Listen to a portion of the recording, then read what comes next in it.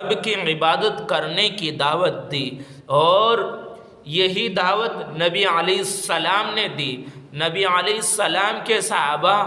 کے اندر جب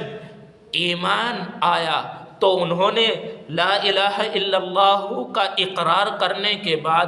دامن اسلام میں آنے کے بعد اپنے آپ کو قربان تو کر دیا، اپنے مال کو قربان کر دیا، اپنے بچوں کو قربان کر دیا، لیکن ایک انچ بھی پیچھے نہیں ہٹے۔ وہ صرف اور صرف یہ تھا کہ ان کے اندر اللہ کی محبت، رسول اللہ صلی اللہ علیہ وسلم کی محبت تھی۔ آج ضرورت ہمیں ہے کہ ہم اللہ تعالیٰ کی ذات پر یقین اور بھروسہ اور توکل رکھیں کہ بنانے والی اور بگاڑنے والی ذات اللہ کی ہیں۔ وہ ذات کہ چاند کو نکالنے والی ذات، سورج کو نکالنے والی ذات اور دھوپ کو نکالنے والی ذات صرف اور صرف اللہ رب العزت کی ہے۔ حضرات صحابہ کرام کے اندر یہ طاقت، یہ ولولہ، وہ جوش کہ جو نبی علیہ السلام نے بات کو فرما دیا اس پر لبیک کہہ دیا، اس پر عمل کیا اور اسی کے مطابق زندگی گزاری۔ لیکن آج میں اور آپ باتوں کو سنتے ہیں اور نکال دیتے ہیں۔ ضرورت اس چیز کی ہے کہ ہم اللہ سے محبت کرنے والے بنے، رسول اللہ صلی اللہ علیہ وسلم سے محبت کرنے والے بنے، اور جس طریقے سے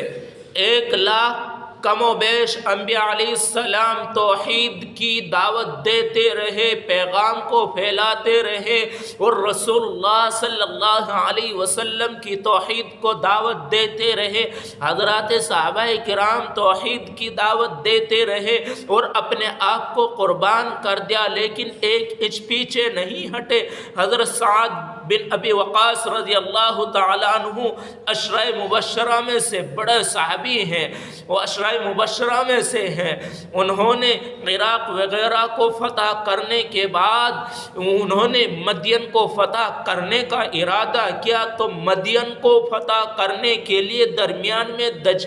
دریائے دجلہ پڑتا تھا، اس دریوں کو پار کرنے کے بعد جانا پڑتا تھا مدین کی طرف۔ تو جب مسلمانوں کی تیاری دیکھی کہ مدین کی طرف جانے کی تیاریاں کر رہے ہیں تو اہل فارس نے جتنی کشتی دریا پہ تھی وہ سب کی سب ہٹا دی تاکہ مسلمان دریا میں نہ جا سکے اور وہ مدین تک نہ پہنچ سکے، لیکن توکل علی اللہ پر بھروسہ تھا۔ امیر حضرت سعد بن ابی وقاص رضی اللہ تعالیٰ عنہ رات میں لیٹتے ہیں، خواب دیکھتے ہیں، تو خواب میں آتا ہے کہ دریا میں پار ہو گئے ہیں، داخل ہو گئے ہیں۔ صبح کو کہتے ہیں حضرات صحابہ کرام کو اکٹھا کر کے کہ میری رائے یہ ہے کہ ہم اللہ پر توکل کرتے ہوئے دریا میں داخل ہو جاتے ہیں۔ خدا کی قسم وہ صحابہ نبی کے صحبت یافتہ تھے، انہوں نے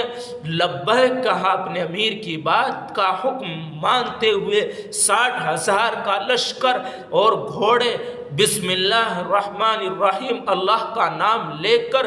دریا میں دوڑا دیا، اور 60,000 کا لشکر خیر و عافیت کے ساتھ دریا میں پار ہو جاتا ہے، دریا سے چلا نکل جاتا ہے۔ یہ کھلی ہوئی کرامت دیکھ کر مدین والے گھبرا گئے، دہشت کھا گئے کہ آخر کون سی طاقت ہے کہ جو دریا میں بھی ان کا بال بیکا نہیں کیا۔ وہ طاقت صرف اور صرف تھی ایمان کی، یقین کی، رسول اللہ صلی اللہ علیہ وسلم سے محبت کی، اللہ سے محبت کی،